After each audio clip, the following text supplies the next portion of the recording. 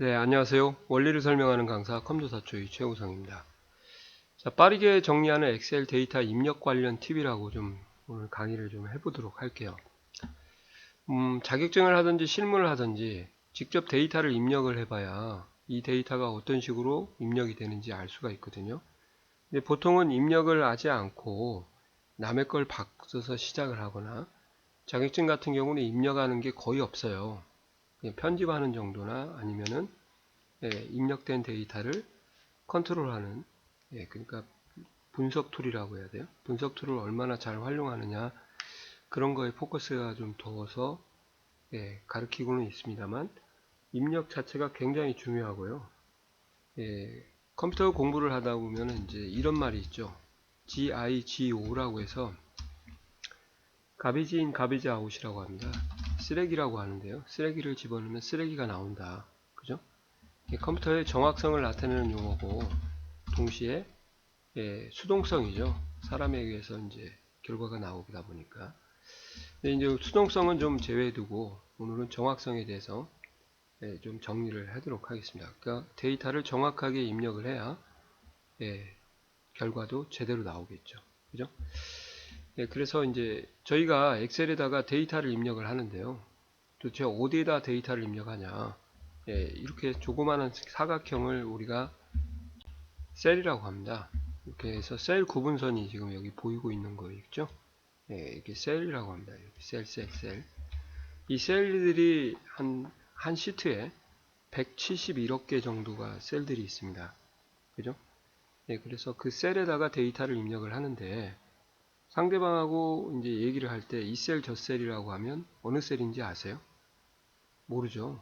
그죠? 그래서 아파트처럼 옆집과 우리 집을 구분하자. 그래서 셀 주소를 가지고 있다. 그래서 셀 주소는 열머리글이에요. 이걸 세로를 나타내는 머리글이라고 해서 열머리글이라고 하고요. 여기는 이제 행머리글인데 행머리글을 가지고 있다 그 말이죠. 그래서 여기에 있는 셀 주소는 일단 열머리글의 주소를 먼저 읽고, 그리고 행머리글을 읽으면은 B4셀입니다 또는 B4셀입니다 그렇게 얘기를 합니다. 그래서 셀에는 셀 주소를 가지고 있다는 걸 좀 일단 알아두시고, 두 번째는 셀을 저희가 입력을 할 때 어디에서 작업을 하고 있는지를 좀 디스플레이를 해줘야 될 거 아닙니까? 엑셀에서 내가 어느 셀에서 작업하고 있는가를 보여주는 이렇게 푸른색으로 진하게 처리된 이 부분을 우리가 셀 포인터라고 합니다. 아시겠어요? 그래서 셀 포인터가 보통 있는 곳에 데이터가 입력이 되거든요. 그래서 그 셀 포인터가 있는 곳을 아셔야 작업을 할 수가 있다는 거죠. 그래서 현재 작업 중인 셀을 표시하는 이 진한 녹색의 사각형, 이게 이제 2016 버전이라서 이렇게 나옵니다. 이거를 우리가 셀 포인터다. 그렇게 두 가지는 좀 알고 가셔야 될 것 같아요. 그래서 셀에다가 데이터를 입력하고 어떤 셀에 입력할 때 또 할래 그렇게 물어보면은 셀 포인터가 있는 셀에 이제 입력이 된다. 그래서 그 셀 포인터가 있는 셀에 주소를 알고 입력을 하자. 그렇게 보시면 되겠습니다. 됐죠? 그래서 셀 주소와 셀 포인터를 일단 아시고요. 그 다음에 입력을 할 때는 이제 여러 가지 입력 완료를 할 수가 있는데 엔터를 가지고 입력 완료를 많이 하기 때문에 저도 입력 완료를 엔터로 할 겁니다. 취소할 때는 ESC를 누르는데, 자 이제 본격적으로 입력에 들어가서 이 셀에 입력하는 데이터가 유형이 뭐냐가 있냐, 데이터의 유형에 대해서 이제 공부를 한번 해보자 그 말이죠. 그죠? 셀에 입력하는 데이터의 유형은 크게 두 가지가 있습니다. 첫째, 수식이 있고요. 그 다음에 값이 있어요. 이건 제가 그냥 일명 정리를 한 거지 다른 뭐 용어 있는 건 아닙니다. 이 수식에는 뭔 특징을 가지고 있냐, 이퀄로 시작을 합니다. 그리고 값은 이퀄로 시작을 하지 않습니다. 이게 이제 수식과 값의 차이라고 생각하시면 돼요. 이제 한글 같은 경우나 파워포인트 같은 경우는 이런 얘기를 안 하죠. 왜요? 그냥 다이렉트로 데이터를 입력하면서 시작을 하는데 엑셀은 이걸 구분하고 입력을 하셔야 나중에 후회를 안 하게 되는 거죠. 그죠? 그래서 이퀄로 시작하는 데이터를 우리가 수식이라고 하고요. 이 수식의 종류에는 정상적인 결과를 표시하는 정상적인 수식이 있고요. 비정상적인 결과를 표시하는 수식이 있습니다. 그걸 우리가 이제 수식의 오류라고 하죠. 이 수식 가서 이제 깊게 설명을 드리겠지만 여기서는 가볍게 이 정도만 들어주시면 좋을 것 같아요. 그죠? 그래서 자, 정상적인 수식 샘플 한번, 수식은 는으로 시작하니까 1 더하기 2 이렇게 하시면 이제 엔터를 치게 되면 입력이 완료가 되면서 셀에는 결과를 뱉어주고 수식은 수식 입력줄에 보여주기 때문에 이 부분을 우리가 이제 수식 입력줄이다 그렇게 얘기를 합니다. 아시겠어요? 이렇게 보이시죠? 예. 그리고 참고로 인쇄를 하게 되면 수식 입력줄은 인쇄가 안 되고요. 이 셀에 있는 것이 인쇄가 된다. 그렇게 좀 알아두시면 좋을 것 같아요. 그죠? 이런 것들이 이제 정상적인 수식이고요. 뭐 곱하기를 하겠다 그러면 이런 식으로 곱하기를 하시는 게 이 곱하기고요.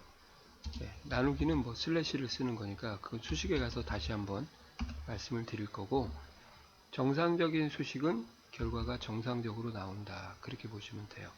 아시겠어요? 그리고 비정상적인 수식은 수식이 결과가 제대로 안 나오겠죠. 그런 경우가 뭐가 있나요? 이렇게요. 12 나누기 0 같은 경우나 이렇게 하면 이제 분모가 0이면 수학적인 불능 아닙니까? 그럴 때 이제 디비전 0이라고 하는 오류가 나오고요. 그 다음에 뭐 여러 가지가 있어요. 오류가. 수식에 문자를 입력할 때는 큰 따옴표를 해야 되는데 큰 따옴표를 안 하고 그냥 이렇게 입력을 하게 되면 네임 오류가 뜨게 되는 거죠. 그죠? 그러니까 이렇게 해야 제대로 결과가 나온다. 근데 이걸 안 하면 이런 식으로 에러가 나온다. 그렇게 보시면 될 것 같아요. 이런 것들이 다 오류라고 하고요. 그 다음에 정상적인 수식으로 다시 가서 이런 것을 이제 산술 연산자라 그렇게 얘기를 하죠. 그 다음에 또 비교 연산자라는 것도 있습니다. 3이 2보다 크다 이렇게 하면 이걸 우리가 비교 연산자다 그렇게 얘기를 하거든요. 이렇게 하면 이제 결과가 논리라고 하는 true false로 나오기 때문에 true false로 논리가 나온다. 결과로요.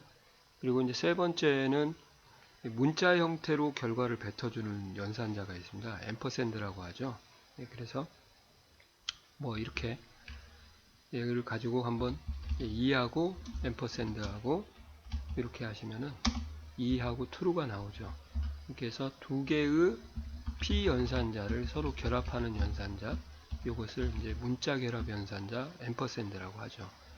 이렇게 나오면은 이제 어느 정도 감을 잡으시라고 한 거고, 정상적인 수식은 어떻게 결과가 나오냐, 숫자로 나오든지 논리로 나오든지 문자 형태로 나오든지 이렇게 나온다는 거죠.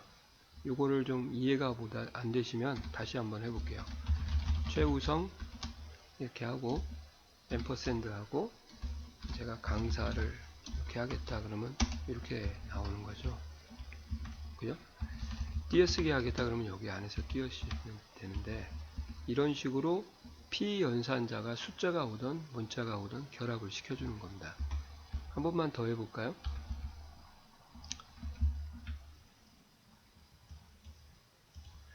는 1 더하기 뭐 1은 아까 해봤고 앰퍼샌드하고 2를 해볼게요. 그러면 1과 2를 서로 결합을 시켜줘서 12가 나오는 거죠. 근데 왼쪽 정렬 하죠. 그래서 얘도 문자 처리가 돼서 문자 결합 연산자다. 그러면 결국 수식에는 결과를 셋 중에 하나로 뱉어준다 그렇게 보셔도 돼요. 숫자, 논리, 문자로. 그래서 정상적인 수식은 결과를 이렇게 숫자 또는 논리 또는 문자의 형태로 뱉어주는 거다. 그렇게 이해하시면 될 것 같습니다. 됐죠? 그러면 이제 값으로 와서요. 이퀄로 시작하지 않은 것은 뭐냐? 값이라고 했죠. 그 값에는 종류가 뭐가 있겠어요? 이 세 개가 값이에요. 숫자값, 논리값, 문자값. 그 중에서 이제 논리부터 좀 시작을 하도록 하겠습니다. 자, 논리는 딱 두 가지밖에 없습니다.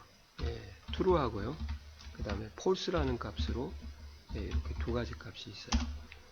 그래서 컴퓨터가 사용하는 대표적인 친숙한 언어죠. 이진수라고 해서 0과 1로 모든 데이터를 표현하는 것을 우리가 이진수, 그걸 또 비트 또는 디지털 또는 사람이 알아들을 수 없는 언어다. 그래서 기계어라고 하죠. 그래서 컴퓨터가 가장 친숙하게 생각하는 언어가 이진수고요. 그런 이진수를 나타내는 그런 대표적인 것이 true하고 false가 있다 보시면 되겠습니다. 자, 이 true, false는 특징이 있어요. 논리가 특징이 뭐냐? 특징은 저희가 별도로 가로, 좌우 정렬을 건들지 않으면 얘는 기본적으로 가운데 정렬을 하는 게 특징이고요. 그 다음에 항상 대문자 표시가 되는 겁니다. 이게 논리라고 하니까 이렇게 이해하시면 될 것 같아요. 논리는 사실 이제 값을 사용하는 논리값을 사용하는 분은 많이 없고요. 둘 중에 하나의 값을 가질 때 논리를 쓰시는 분들이 많습니다. 사실적으로는 뭐 일반 유저들은 쓸 일이 아마 거의 없을지도 모르겠어요. 엑셀을 뭐 떠날 때까지 그렇게 표현을 해도 될지 모르겠는데 두 개의 값 중에서 하나를 예를 들어서 배달 여부, 배달 가능 true, 배달을 안 된다 그럼 false 그런 식으로 데이터 처리를 할 수 있는데 이 논리라는 것을 이해를 못하기 때문에 논리를 잘 안 쓰죠. 그래서 배달 여부 쓰고 배달이 되면 배달 가능 또는 배달 불가능 그렇게 쓰게 되면 이제 데이터를 문자 형태로 입력을 해버리는 형태가 되는 거죠. 그 다음에 이제 문자 형태로 한번 얘기를 한번 해드릴게요. 엑셀에서는 문자가 only 문자만 경우가 이게 엑셀에서 문자 데이터라고 합니다. 그 only 문자라고 하면은 어떤 데이터를 얘기하냐면 예를 들어서 영어, 한글, 영어만, 그 다음에 한자, 특수문자 이렇게요. 이런 것들을 우리가 이제 특수문자도 키보드의 특수문자하고 그 다음에 키보드에 없는 특수문자가 있는데 이런 것들을 우리가 이제 문자 데이터라 그렇게 얘기를 하죠. 알겠어요? 그러니까 최우선 이것도 문자고요. 영어로 AC라고 이렇게 쓰시면은 이것도 문자고 대한 쓰고 한자 키로 눌러서 이렇게 변환을 시키고 이렇게 해도 이것도 문자고요.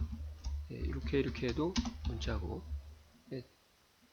특수 문자를 입력할 때는 이제 자음 플러스 한자 키를 누르는 거죠. 특히 미음에 이제 도형 문자가 많으니까 미음 플러스 한자 키 미음을 누르고 동시에 안 누릅니다. 시간적인 여유를 둬도 되니까 이렇게 해서 입력하는 것이 다 문자다 그렇게 보시면 되겠어요. 됐죠? 자 그러면은 이제 이 문자도 어느 정도 해결이 됐고요. 문자만은 그 다음에 또 다른 문자가 또 있습니다.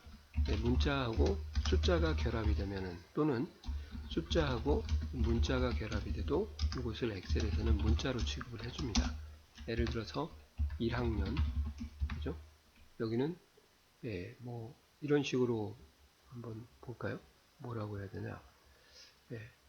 엑셀 2007 또는 2016 이렇게 하는 것도 다 문자가 되는 거죠. 아시겠어요? 그리고 또 1학년 일반도 이것도 문자가 되는 거죠. 문자가 뭐 숫자가 두 개가 나오는 경우도 이런 것을 문자로 처리해서 계산이 안 됩니다. 한글하고 좀 다르죠. 그리고 마지막으로 이제 문자 처리하는 것은 작은 따옴표를 이렇게 사용하는 경우에요. 작은 따옴표를 우리가 이제 문자 적두어라고 하거든요. 작은 따옴표를 쓰고 이 뒤에다가 어떤 데이터를 그냥 이렇게 네모로 한번 표현을 할게요. 이렇게 오면은 이것이 다 문자 처리가 된다 그 말입니다. 예를 들어서 작은 따옴표를 하고 숫자 11을 넣게 되면 이게 문자가 된다 그 말이에요. 물론 숫자 11을 문자로 입력하신 분들은 제가 볼 때는 거의 없을 것 같아요. 그냥 숫자는 11을 쓰는 게 일반적이거든요. 근데 이런 경우에 활용을 하시면 좋죠. 작은 따옴표를 쓰고 이렇게 이것부터 할게요. 001이라고 쓰면 원래 숫자 앞에는 0을 입력을 못합니다. 그죠? 그때 그 0이 사라지지 않게 하는 방법이 001이라 그렇게 보시면 되겠어요. 그래서 어퍼스토피를 붙이면 이게 문자 접두어가 돼서 문자화가 되는 거죠. 그래서 0이 안 없어지지 않는 거죠. 그 다음에 또 이런 경우도 한번 생각을 해볼까요? 원래 엑셀은 음수를 입력하는 방법이 두 가지가 있어요. 그래서 가로 안에 숫자를 쓰고 가로를 닫으면 음수가 되고요. 마이너스 2를 직접 입력해도 음수가 됩니다. 근데 저는 이 가로의 1번을 항목번호로 쓰고 싶은 거예요. 마이너스 1이 아니라. 그럴 경우는 이제 이렇게 해서 이렇게 하면 이제 강제로 문자 처리가 되기 때문에 그냥 쓴 대로 보여지는 거죠. 여기까지 이해 가시나요? 예. 자, 또 이런 경우도 한번 있습니다. 숫자 사이에 원래 대문자, 소문자 2가 오게 되면 이렇게요. 예, 1, 2 하면은 이걸 우리가 지수라고 그러거든요. 예, 이게 1 곱하기 10의 자승이에요. 그래서 100이 되는 거예요. 100이. 아시겠어요? 네, 그런 경우가 이제 있는데 이거를 이제 지수라는 걸 모르신 분들은 숫자 사이에 2를 입력을 하실 필요가 있거든요.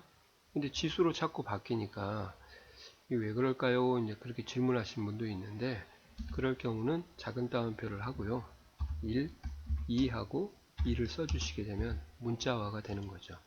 뭐 코드 같은 거 입력을 하실 때 도움이 좀 될 것 같아요. 물론 숫자 앞에 0을 쓰는 방법은 또 다른 방법이 있습니다. 그것은 입력을 하지 않고 편집을 통해서 이제 숫자 앞에 0을 쓰는 방법은 편집 가서 말씀을 드리고요. 여기서는 그냥 단순하게 입력 쪽만 포커스를 두시고 작업을 하셔야 될 것 같아요. 그죠? 자, 이 세 개가 대표적인 뭐예요? 문자예요. 하나가 더 있는데 그건 뭐 안 써도 될 것 같아요. 예를 들어서 숫자 사이에 스페이스바를 쓰게 되면 이게 문자가 되는 겁니다. 앞에 쓰고 숫자를 쓰게 되면 무시가 되고요. 뒤에 스페이스바를 눌러도 무시가 되는데 숫자 사이에 스페이스바는 무시가 안 된다는 거죠. 그냥 그거는 빼도록 하겠습니다. 그렇게 입력하시는 분은 거의 없다 보니까. 그죠? 마지막 남은 것은 이제 숫자만 이렇게 언급을 해드리면 되겠네요. 숫자는 only 숫자. 숫자만 하면은 이게 숫자예요. 대표적인 게 1, 2, 3, 4, 5 이런 거죠. 맞죠? 네. 근데 이제 이런 것만 숫자가 아니라 이제 여기서 저희가 공부해야 될 게 예외 문자가 있다는 거죠. 원래 문자 숫자가 결합되고 숫자 문자가 결합되면 이게 문자라고 했지만 예외적인 문자들이 있다 그 말이에요. 그런 걸 먼저 볼게요. 플러스 1 이런 건 예외예요. 근데 마이너스 1 하시면 작살납니다. 아니 저기 1 플러스 하시면 이건 문자입니다. 그러니까 예외도 앞에 올 때만 예외를 두겠다 그 말이죠. 그래서 이렇게 하시면 이제 이것도 예외고요. 작은 따옴표. 마이너스 1 이것도 예외예요. 그죠? 그러니까 이게 문자로 입력을 해야 되기 때문에 그냥 이렇게 할게요. 그 다음에 이렇게 입력해도 이것도 예외고요. 음수가 되니까. 그러니까 결국은 숫자 앞에 플러스나 숫자 앞에 마이너스, 숫자 주위에 괄호가 다 뭐예요? 예외다는 거죠. 그 예외가 좀 많습니다. 1.2 이것도 예외입니다. 물론 1.2, 2.3을 입력하면 이거는 문자가 되겠죠. 네. 또는 1.0을 써도 예외고요. 그죠? 이 점하고 2를 쓰게 되면 0이 들어가서 이런 것들이 숫자 사이에 또는 숫자 뒤에 숫자 앞에 점이 오게 되면 소수점으로 인식을 하는구나. 이제 그렇게 이해하시면 좋을 것 같아요. 이것도 예외고 또 있죠. 천단위 쉼표요. 이렇게 해도 3, 4, 5라고 쓸까요? 편안하게. 이것도 예외입니다. 그리고 이제 예외가 또 있죠. 원화 표시도 통화기호기 때문에 예외가 되고요. 달러도 예외가 되고. 그죠? 상식으로 생각해도 이런 것들은 이제 가로만 빼고 크게 문제는 없이 생각이 들 것 같아요. 자, 여기까지는 좀 기본적으로 이해가 되는 부분이라고 생각이 됩니다. 자, 5% 이것도 예외입니다. 그죠? 근데 이 퍼센티지는 참 독특해요. 퍼센티지 5를 써도 5%로 인식을, 백분율이라고 하죠. 인식을 해줍니다. 다른 건 아니었잖아요. 이렇게 해두면 되지만 이렇게 일반으로 바꿔야 되는데 그냥 입력만 이제 다루기 때문에 이렇게 되는데 이렇게 하면 문자가 되는 거죠. 그러니까 퍼센티지는 뭐 좀 국제적으로 약속이 돼 있어서 빨리 입력하는 방법을 MS사가 넣어준 것 같기도 하고요. 자, 이렇게 하는 것이 이제 예외적인 문자 플러스 마이너스 가로 점 그 다음에 쉰단위, 천단위 쉼표, 그 다음에 원화 표시 통화기호, 그 다음에 퍼센트지 백분율 기호다. 그렇게 보시면 돼요. 근데 일반적으로 이렇게 예외가 되는데요. 일반적으로 예외가 안 되는 경우가 있죠. 그런 것을 공부를 하셔야겠죠. 그래서 첫 번째는 이런 것을 예외로 두시면은 좋을 것 같아요. 아까처럼 입력할 때 숫자 사이에 2가 오게 되면 대문자 소문자 안 가립니다. 이것도 예외입니다. 이게 바로 지수라고 하는 거죠. 지수. 요거 좀 챙겨 두시면 좋을 것 같습니다. 그리고 또 정상적인 방법은 아니겠죠. 이런 식으로 분수를 입력할 수가 있어요. 그래서 0을 쓰고 또는 숫자를 쓰고 한 칸 띄우고 분수를 쓰게 되면 이게 이제 분수로 입력이 되거든요. 4분의 1이니까 0.25가 될 거예요. 그래서 눈에 보이는 값과 실체값, 인쇄되는 값과 그 셀에 있는 실체값을 이렇게 보여주는 곳이 또 수식 입력줄입니다. 그러니까 수식 입력줄은 두 가지 역할을 하죠. 눈에 보이는 인쇄되는 모습과 그 값이 실제 지닌 값을 보여주는 거니까 엑셀은 항상 이 겉모습을 보시면은 나중에 후회하고요. 그 셀에 있는 실제 값을 보셔야 정확하게 데이터가 입력이 뭐가 되어 있는지 알 수가 있는 거죠. 그러니까 될 수 있으면 앞으로 엑셀을 하시면서 이 부분을 좀 보세요. 이 부분은 보지 마시고 보기는 보되 이 부분을 더 중점적으로 봐야 된다. 이것도 마찬가지겠죠. 이렇게 하는 것이 이제 조금 숫자에서 챙겨줘야 될 거고, 제가 이제 문자를 하나 빠뜨렸는데요. 문자의 특징이 있습니다. 첫째는 문자는요, 일반적으로 왼쪽 정렬을 해요. 이렇게 전부 다 보시면 왼쪽 정렬했죠. 그죠? 왼쪽 정렬을 하고요. 그 다음에 셀의 너비를 초과하면 옆 셀, 즉 오른쪽 셀에 표시가 됩니다. 추가한 내용이. 예를 들어서 여기다가 컴도사 초이 최우성이라고 쓰게 되면 J14셀의 데이터가 있는 거지 K14는 데이터가 없는 거라는 거죠. 이게 이제 문자의 두 가지 특징이죠. 그래서 여기를 이제 넓이를 넓혀줘서 너비를 맞춰줘야겠죠. 근데 오른쪽에 데이터가 만약에 입력이 됐다. 그러면 침범한 데이터가 표시가 안 되는 겁니다. 그래서 너비를 충분히 넓혀줘서 실체 값을 보고 그 셀에 있는 값들을 좀 판단을 하시면 좋죠. 예를 들어서 이렇게 보인다고 해서 5글자라고 하시면 안 되고요. 여기에 있는 실체 값을 충분히 보고 비교를 하는 버릇을 들이셔야 될 것 같아요. 습관이. 이거가 이제 문자 특징이니까 이렇게 정리를 좀 하고요. 숫자는 특징 한번 정리할게요. 숫자는 어떤 특징을 가지고 있냐? 일반적으로 오른쪽 정렬을 합니다. 반대죠. 문자하고. 그 다음에 숫자는 이제 너비가 셀의 너비를 초과하면 오른쪽 셀을 침범해서 표시를 못하고요. 지수로 바뀌고 더 초과하면 뭘로 되냐? 샵으로 표시가 됩니다. 이게 이제 대표적인 숫자의 특징이에요. 자, 한번 보시게요. 1, 2, 3, 4, 5, 6, 7, 8이라고 써놓고 너비를 줄이면 지수로 보인다는 거죠. 그죠? 실체값은 변하는 거 아니고 더 줄이면 이제 샵으로 보이니까 인쇄하면 이게 인쇄가 안 되고 얘가 인쇄가 되기 때문에 이렇게 하면 작살 나겠죠. 그죠? 먹미 그렇게 할 거 아니에요. 뭐냐고. 이런 특징을 가지고 있으니까 이 특징을 좀 캐치를 해서 숫자가 제대로 표시될 수 있도록 충분하게 너비를 좀 넓혀줘야겠다. 그렇게 생각하시면 좋을 것 같습니다. 자, 그리고 이제 두 가지만 정리하고 이제 마무리를 칠게요. 엑셀에서는 이 숫자만 있는 데이터를 숫자만이라고 인정을 안 하고요. 날짜 데이터도 숫자로 인정을 합니다. 그래서 날짜를 입력할 때는 연 하이픈 월 하이픈 일의 형태로 입력을 하고 연 슬래시 월 슬래시 일의 형태로 날짜를 입력합니다. 예를 들어서 2020-5-4 0504 써도 되고요. 이렇게 입력을 하든지 2020 슬래시 5/4 이렇게 입력하면 이게 날짜 데이터로 인식을 한다 그 말이죠. 아시겠어요? 네, 그 다음에 또 시간 데이터가 있습니다. 시간은 엑셀에서 이렇게 입력합니다. 시 콜론 분 콜론 초로 입력을 해요. 그래서 뭐 5시 6분 7초다 그러면 이제 오전으로 12시보다 작으면 오전으로 인식을 하고요. 24시각제로 입력하면 좋죠.